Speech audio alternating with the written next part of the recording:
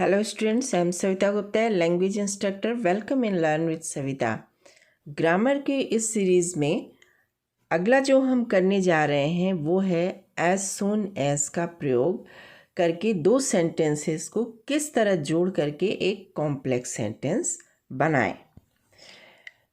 तो as soon as is a subordinate conjunction use to make a complex sentence. As soon as एक subordinate conjunction है और जिस sentence में as soon as होता है वो सेंटेंस एक कॉम्प्लेक्स सेंटेंस होता है.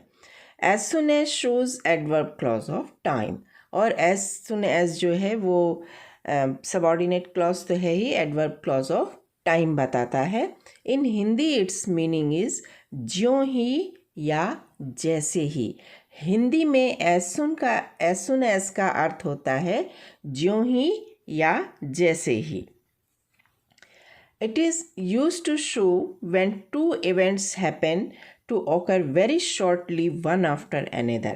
That is, when there is no span between two events. है ना. तो as soon as का प्रयोग हम कहाँ करते हैं? जब दो घटनाएं तुरंत एक के बाद एक हो रही हैं, इस तरह से कि एक घटना पूरी होते ही दूसरी घटना शुरू हो जाए और इन दोनों घटनाओं के बीच में टाइम गैप बिल्कुल न के बराबर हो, तो वहाँ हम एज सून एज का प्रयोग करते हैं. जैसे कि एक एग्ज़ाम्पल यहाँ पर दिया हुआ है, आई टेक बाथ, मैं नहाता हूँ, and I will get ready for the school, और स्कूल के लिए तैयार होता हूँ. है ना. तो यहाँ पर दो घटनाएं हो रही हैं, एक तो नहाने की और एक स्कूल के लिए तैयार होने की.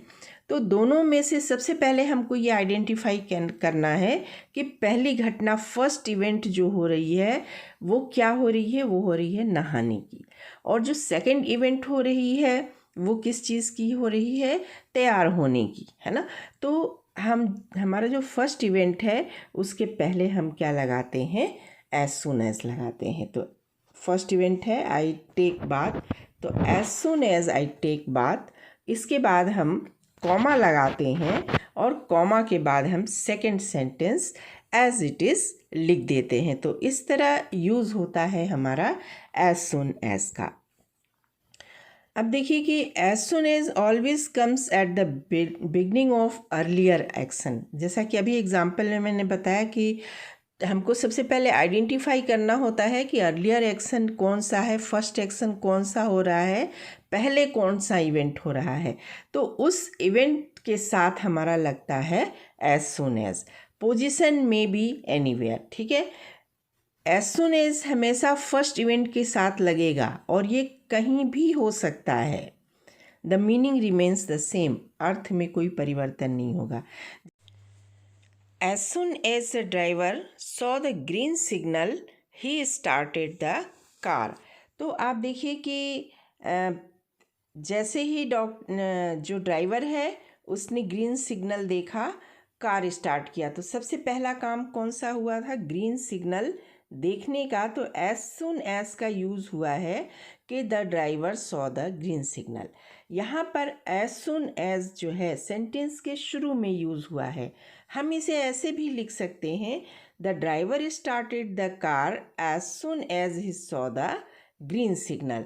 तो बीच में एज सून एज का यूज़ हुआ है, लेकिन यूज़ किसके साथ हुआ है? He saw the green signal, first event के साथ ही हुआ है. तो एज सून एज शुरू में भी हो सकता है, बीच में भी हो सकता है, लेकिन हमेशा जुड़ा रहेगा किसके साथ? फर्स्ट इवेंट के साथ जुड़ा रहेगा.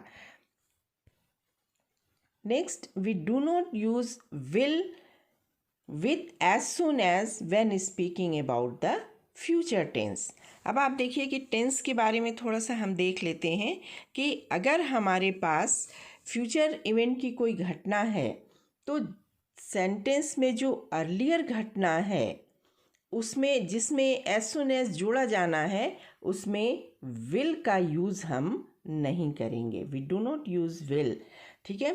तो जैसे अगर लिखा हुआ है as soon as I will get home I am going to have a shower, जैसे ही मैं घर जाऊंगा मैं नहाऊंगा, तो यहाँ as soon as पहले घर जाएंगे और फिर नहाएंगे, तो यहाँ पर जो पहली घटना है, जो फर्स्ट इवेंट है जिसमें as soon as जुड़ा हुआ है, इसमें will को हम नहीं जोड़ेंगे। हमारा सेंटेंस क्या होगा?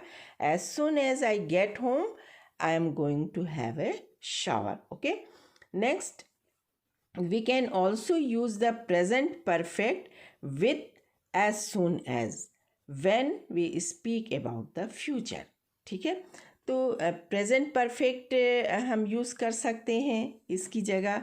जैसे देखिए, I will go to market as soon as it has stopped raining, या हम इसको ऐसे भी लिख सकते हैं as soon as it stops raining.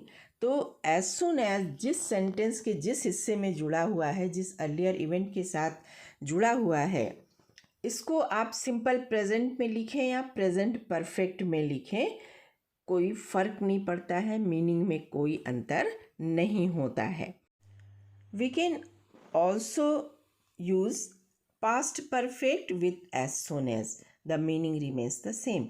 इसी तरह एज सून एज जिस सेंटेंस के जिस हिस्से में है, उसमें आप पास्ट परफेक्ट लिखें या सिंपल पास्ट लिखें, मीनिंग में कोई अंतर नहीं पड़ता है। जैसे they move to school as soon as the rain had stopped, या फिर आप ऐसा कहें कि they move to school as soon as the rain stopped.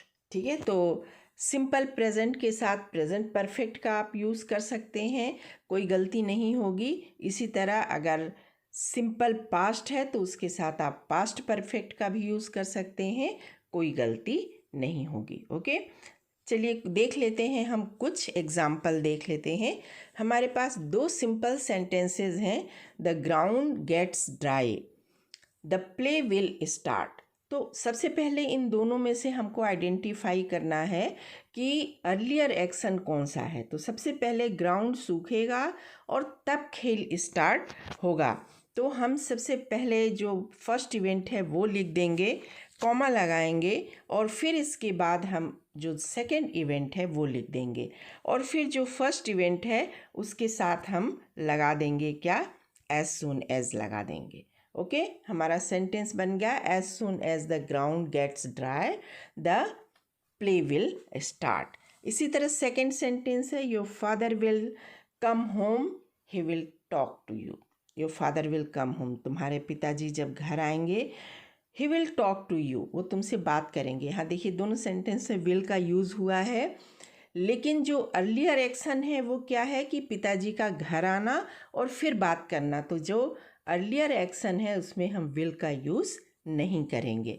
ठीक है, तो दोनों में से अर्लियर एक्शन है पिताजी का घर आना, then your father will come home को हम क्या करेंगे? Your father comes home.